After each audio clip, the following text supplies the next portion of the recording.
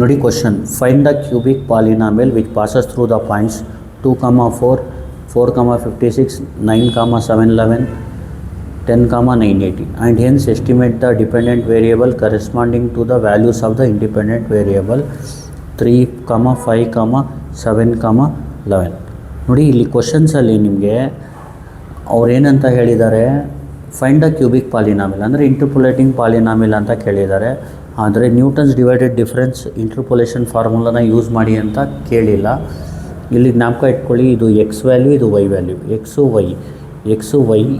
Y ಅಂದರೆ ಇಲ್ಲಿ ಎಕ್ಸ್ನ ಅಬ್ಸರ್ವ್ ಮಾಡಿ. 2 ಇದೆ, 4 ಇದೆ, 9 ಇದೆ, 10 ಇದೆ. ಅಂದರೆ 2ಗೆ ವೈ ವ್ಯಾಲ್ಯೂ 4, 4ಗೆ 56, 9ಗೆ 7, 11, ಎಕ್ಸ್ 10 ಇದ್ದಾಗ 980y. ಇಲ್ಲಿ ಮೇನ್ ಎಕ್ಸ್ ವ್ಯಾಲ್ಯೂಸ್ನ ಅಬ್ಸರ್ವ್ ಮಾಡಿ. 2, 4, 9, 10 ಅಂದರೆ ಕಾಮನ್ ಡಿಫ್ರೆನ್ಸ್ ಬರೋಲ್ಲ. 4 - 2 ಏನಾಗುತ್ತೆ, 2 ಆಗುತ್ತೆ. 9 - 4 5 ಆಗುತ್ತೆ. 10 - 9 1 ಆಗುತ್ತೆ. ಇಲ್ಲಿ ಎಕ್ಸಲ್ಲಿ ಕಾಮನ್ ಡಿಫ್ರೆನ್ಸ್ ಇಲ್ಲ. ಆವಾಗ ಇಲ್ಲಿ ಫಾರ್ವರ್ಡ್ ಬ್ಯಾಕ್ವರ್ಡ್ ಯೂಸ್ ಮಾಡೋಕ್ಕಾಗಲ್ಲ. ಅದಕ್ಕೆ ನ್ಯೂಟನ್ ಜನರಲ್ ಇಂಟರ್ಪೋಲೇಷನ್ ಫಾರ್ಮುಲಾನೇ ಯೂಸ್ ಮಾಡಬೇಕು.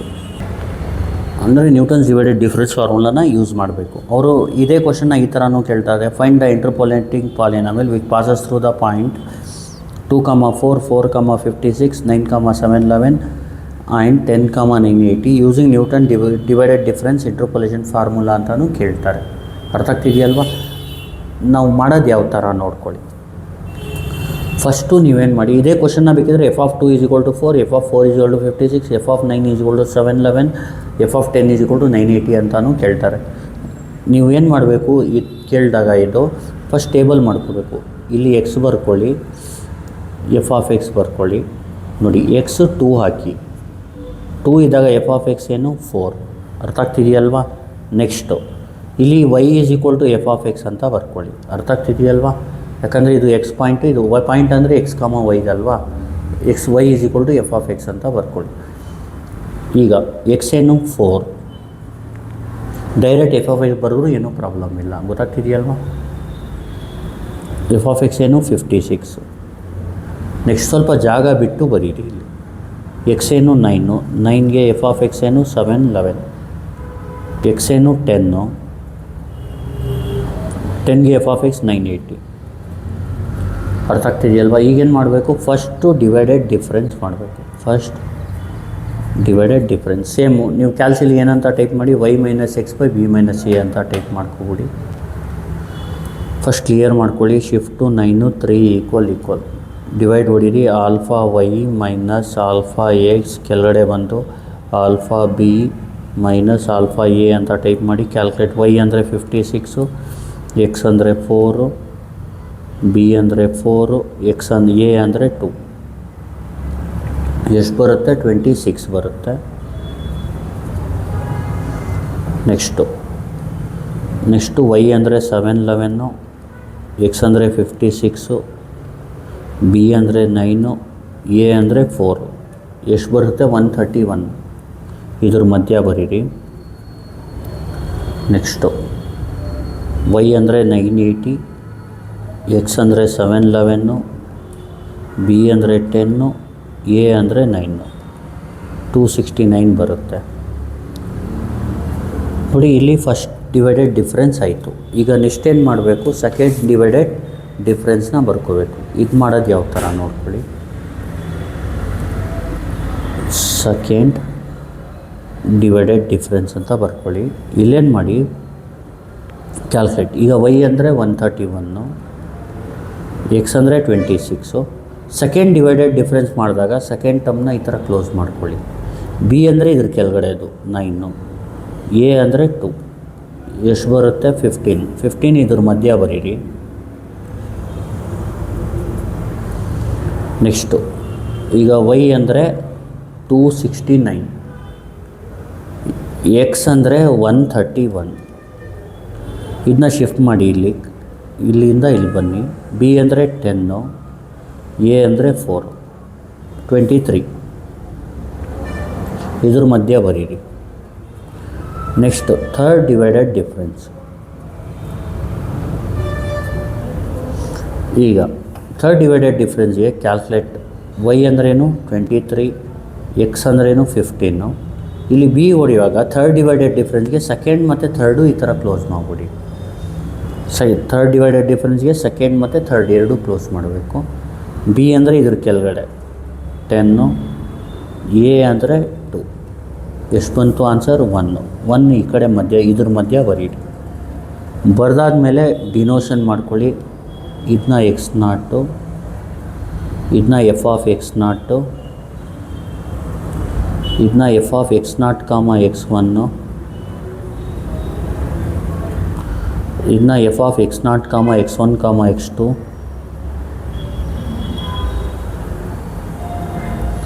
ಇದನ್ನ F of x0, x2, x3,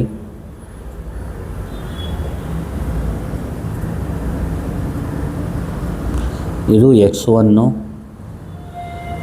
ಇದು x2, ಇದು x3. ಈ ಥರ ನೀಟಾಗಿ ಟೇಬಲ್ನ ಕ್ರಿಯೇಟ್ ಮಾಡ್ಕೋಬೇಕು. ಟೇಬಲ್ ಕ್ರಿಯೇಟ್ ಮಾಡಿದ್ಮೇಲೆ ಏನು ಮಾಡಬೇಕು ನೀವು? ನ್ಯೂಟನ್ಸ್ ಡಿವೈಡ್, ಈಗ ಫಾರ್ಮುಲಾ ಬರಿಬೇಕು first. Newton's divided difference formula is given by ಅಂತ ಬರ್ಕೋಬೇಕು. Newton's divided difference formula is given by f of x is equal to f of x0 plus x minus x0 f of x0 comma x1 plus x minus x0 x minus x1 f of x0 comma x1 comma x2 plus x minus x0 x minus x1 x minus x2 f of x0 comma x1 comma x2 comma x3. ಈ ಥರ ನೀಟಾಗಿ formula ಬರ್ಕೋಬಿಡಿ. ಈಗ substitute ಮಾಡಿ. F of X ಅಂದರೆ f of X ಇರಲಿ, X ಜಾಗದಲ್ಲಿ ಏನೂ ಹಾಕಬೇಡಿ. ಯಾಕಂದರೆ ಇಂಟರ್ಪೋಲೇಟಿಂಗ್ ಪಾಲಿನಾಮಿಲ್ ಅಂದರೆ ಎಕ್ಸ್ನ ಹಂಗೆ ಬಿಡಬೇಕು. ಎಫ್ ಆಫ್ x0 ಅಂದರೆ ಏನು? ಸಬ್ಸ್ಟಿಟ್ಯೂಟ್ ಮಾಡಿ. 4, x0 ಜಾಗದಲ್ಲಿ 2, x1 ಜಾಗದಲ್ಲಿ 4, x2 ಜಾಗದಲ್ಲಿ 9, ಇದ್ರ ಜಾಗದಲ್ಲಿ 26. ನೀಟಾಗಿ ಸಬ್ಸ್ಟಿಟ್ಯೂಟ್ ಮಾಡೋಣ. ಇದು ಇಟ್ಕೊಂಡೇ ಮಾಡಿಬಿಡ್ತೀನಿ. ನೋಡಿ ಎಫ್ ಆಫ್ x0 ಅಂದರೆ 4 ಪ್ಲಸ್ ಎಕ್ಸ್ ಹಂಗೆ ಇರಲಿ ಮೈನಸ್ x0 ಅಂದರೆ ಏನು? 2. ಎಫ್ ಆಫ್ x0 ಕಮ x1 ಎಷ್ಟು? 26. ಎಕ್ಸ್ ಹಂಗೆ ಇರಲಿ. x0 ಎಷ್ಟು? 2. ಎಕ್ಸ್ ಹಂಗೆ ಇರಲಿ. x1 ಏನು? 4. ಎಫ್ ಆಫ್ x0 ಕಮ x1 ಕಮ x2 ಎಷ್ಟು? 15 ಪ್ಲಸ್ಸು ಎಕ್ಸ್ ಮೈನಸ್ x0 ಎಷ್ಟು? 2. x ಮೈನಸ್ x1 ಎಷ್ಟು? 4. x ಮೈನಸ್ x2 ಏನು? 9. ಎಫ್ ಆಫ್ x0 ಕಾಮ x2 x1 ಕಾಮ x2 ಕಾಮ x3 ಬಂದು ಎಷ್ಟು? 1 into 1.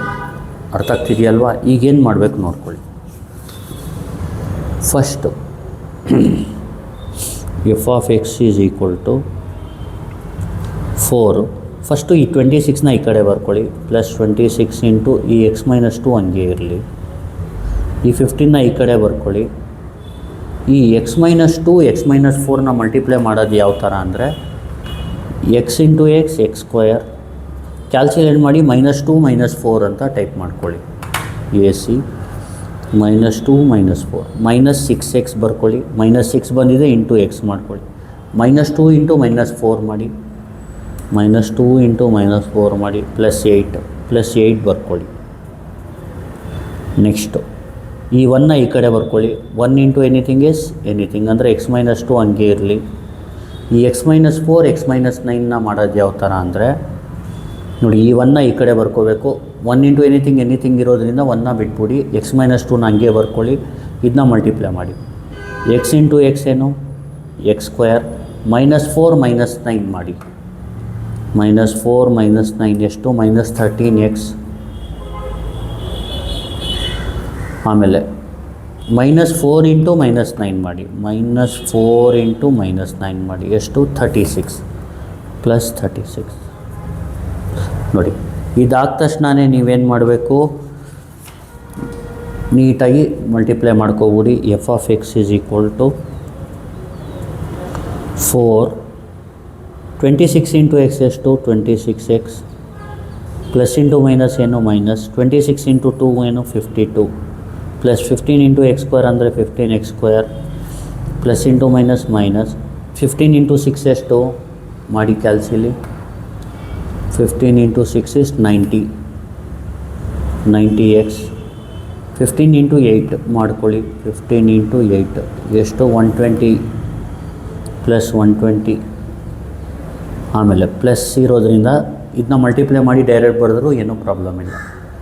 X into X square ಏನು X cube, plus into minus minus, X into 13x ಏನು 13x square, plus into plus plus, X into 36 ಎಷ್ಟು 36x, ಆಮೇಲೆ -2 ಇಂದ -2 ಇಂಟು ಎಕ್ಸ್ ಸ್ಕ್ವೇರ್ ಏನು -2x square, minus into minus plus, -2 into 13 ಅಂದರೆ 26x, minus into plus minus 2 into 36 ಅಂದರೆ 72. ಅರ್ಥ ಆಗ್ತಿದೆಯಲ್ವಾ? ಈಗ f of x first higher ಡಿಗ್ರಿನ ನೋಡಿ, ಯಾವುದು ಎಕ್ಸ್ ಕ್ಯೂಬ್ ಫಸ್ಟ್ ಬರ್ಕೋಬಿಡಿ. ಎಕ್ಸ್ ಕ್ಯೂಬ್ ಮತ್ತೆ ಎಲ್ಲಾದರೂ ಇದೆಯಾ ನೋಡಿ, ಇಲ್ಲ. ಇಲ್ಲಿ ಲೈಕ್ ಟರ್ಮ್ಗಳನ್ನ ಆ್ಯಡ್ ಮಾಡಬೇಕು, ಅನ್ಲೈಕ್ ಟರ್ಮ್ನ ಹಂಗೆ ಬರ್ಕೊಂಡು ಹೋಗ್ತಾ ಇರಬೇಕು. ಅರ್ಥ ಆಗ್ತಿದೆಯಲ್ವ? ಲೈಕ್ ಟರ್ಮ್ಗಳನ್ನ ಆ್ಯಡ್ ಮಾಡಿ ಬರೀಬೇಕು, ಆ್ಯಡ್ ಅಥವಾ ಸಪ್ರೇಟ್ ಮಾಡಿ, ಅನ್ಲೈಕ್ನ ಹಂಗೆ. ಈಗ ಎಕ್ಸ್ ಕ್ಯೂಬ್ ನೋಡಿ ಒಂದೇ ಇರೋದು, ಹಂಗೆ ಬರ್ಕೋಬೇಕು. ಈಗ ಲೈಕ್ ಯಾವುದು ಎಕ್ಸ್ ಸ್ಕ್ವೇರ್ ನೋಡಿ, ಎಕ್ಸ್ ಸ್ಕ್ವೇರ್ಗೆ ಮಾರ್ಕ್ ಮಾಡ್ತೀನಿ, ಇಲ್ಲೊಂದಿದೆ, ಇಲ್ಲೊಂದಿದೆ, ಇಲ್ಲೊಂದಿದೆ. ಇದನ್ನ ಕ್ಯಾಲ್ಸಿಲಿ ಟೈಪ್ ಮಾಡ್ಕೊಳ್ಳಿ. 15 ಇಲ್ಲಿ -13 ಇಲ್ಲಿ -2, 0 ಇಂಟು ಎಕ್ಸ್ ಸ್ಕ್ವೇರ್ ಏನು 0, ಎಕ್ಸ್ ಸ್ಕ್ವೇರ್ ಬರೆಯೋದು ಬೇಕಾಗಿಲ್ಲ, ಎಕ್ಸ್ ಸ್ಕ್ವೇರ್ ಹೋಯಿತು. ಈಗ ಎಕ್ಸ್ಗೆ ನೋಡಿ, ಎಕ್ಸ್ ಎಲ್ಲೆಲ್ಲಿದೆ ನೋಡಿ, ನೋಡಿ ಎಕ್ಸು ಇಲ್ಲೊಂದಿದೆ, ಇಲ್ಲೊಂದಿದೆ, ಇಲ್ಲೊಂದಿದೆ, ಇಲ್ಲೊಂದಿದೆ, 4 ಇದೆ ನೋಡಿ. 26 ಮತ್ತು ಎಕ್ಸಲ್ಲಿ -90 ಮತ್ತು ಎಕ್ಸಲ್ಲಿ +36, ಸಾರಿ ನೆಕ್ಸ್ಟ್ ಎಕ್ಸಲ್ಲಿ +26, -2x ಆಗುತ್ತೆ. ಎಕ್ಸ್ನ ಮಲ್ಟಿಪ್ಲೈ ಮಾಡ್ಕೋಬೋದು, -2 ಬಂದಿದೆ, -2 ಇಂಟು ಎಕ್ಸ್ ಅಂದರೆ -2x ಆಗುತ್ತೆ. ಎಕ್ಸ್ದು ಆಯಿತು. ಈಗ ನಂಬರು ಇಲ್ಲಿದೆ 4, ಆಮೇಲೆ ಇಲ್ಲಿದೆ -52, ಆಮೇಲೆ ನಂಬರ್ ಎಲ್ಲಿದೆ, ಇಲ್ಲಿದೆ ನೋಡಿ 120, ಆಮೇಲೆ ಬನ್ನಿ ನಂಬರ್ ಎಲ್ಲಿದೆ ಲಾಸ್ಟ್ -72, 0 ಬರೆಯೋದೇನು ಬೇಕಾಗಿಲ್ಲ. 0 ಬಂದರೆ ಬಿಟ್ಬಿಡಿ ಅದನ್ನ. ಅರ್ಥ ಆಗ್ತಿದೆಯಲ್ವ? ಪ್ಲಸ್ 0 ಬರೆಯೋದೇನು ಬೇಕಾಗಿಲ್ಲ. ಅಲ್ಲಿ 0 ಇಂಟು ಎಕ್ಸ್ ಸ್ಕ್ವೇರ್ ಬಂತು, 0x ಸ್ಕ್ವೇರ್ ಬರೆಯೋದು ಬೇಕಾಗಿಲ್ಲ. ಅರ್ಥ ಆಯ್ತಲ್ವ? ಇದಾದಮೇಲೆ ಅವ್ರೇನು ಹೇಳಿದ್ದಾರೆ, find the dependent variable. Dependent variable ಅಂದರೆ f of x value when x is y value ಅಂತ. Y is nothing but f of x. X is 3, 5, 7, 11 ಅಂದರೆ ಇಂಡೈರೆಕ್ಟಾಗಿ ಎಫ್ ಆಫ್ 3 ಕೇಳಿದ್ದಾರೆ, ಮತ್ತು ಎಫ್ ಆಫ್ 5 ಕೇಳಿದ್ದಾರೆ, ಮತ್ತು ಎಫ್ ಆಫ್ 7 ಕೇಳಿದ್ದಾರೆ, ಎಫ್ ಆಫ್ 11 ಕೇಳಿದ್ದಾರೆ. ಅರ್ಥ ಆಗ್ತಿದೆಯಲ್ವಾ? ಈಗ 3ಗೇನು 3³ -2 ಇಂಟು 3, ಎಕ್ಸ್ ಜಾಗದಲ್ಲಿ 3 ಹಾಕೋದು. 5ಗೇನು 5³ -2 ಇಂಟು 5. 7ಗೇನು 7³ -2 ಇಂಟು 7. 11ಗೇನು 11³ -2 ಇಂಟು 11. ಇಲ್ಲಿ ಒಂದೊಂದಾಗಿ ಮಾಡೋ ಬದಲು ನೀವು ಕ್ಯಾಲ್ಸಿಲಿ x³ -2x ಹೊಡ್ಕೊಳ್ಳಿ. Alpha close bracket power 3 -2 alpha close bracket. Calculate. X ಜಾಗದಲ್ಲಿ ಫಸ್ಟ್ 3 ಕೊಡಿ, 21 ಬರುತ್ತೆ ಆನ್ಸರು. ಕ್ಯಾಲ್ಕುಲೇಟ್. 5 ಕೊಡಿ, 115 ಬರುತ್ತೆ. ಕ್ಯಾಲ್ಕುಲೇಟ್. 7 ಕೊಡಿ 329 ಬರುತ್ತೆ. ಕ್ಯಾಲ್ಕುಲೇಟ್. 11 ಕೊಡಿ 1309 ಬರುತ್ತೆ.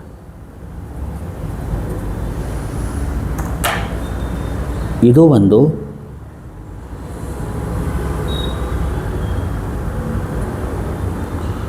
Final answer. ಗೊತ್ತಾಗ್ತಿದೆಯಲ್ವಾ?